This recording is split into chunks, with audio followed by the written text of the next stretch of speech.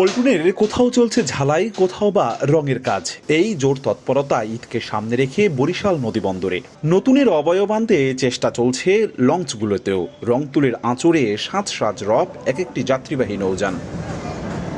কিন্তু শুনশান নীরবতা লঞ্চের কাউন্টারগুলোতে। নেই যাত্রীদের টিকিট কেনার ভিড়। মাত্র বছর দুয়েক আগেও রমজানের শুরুতেই সরগরম থাকতো এসব কাউন্টারগুলো।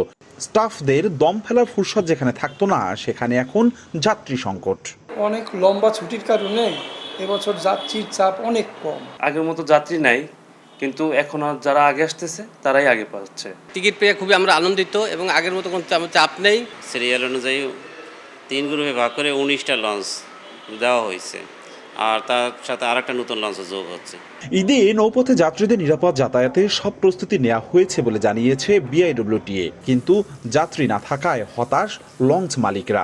পদ্মা সেতু হওয়াতে আমাদের লঞ্চ ব্যবসায় ধস নামেছে।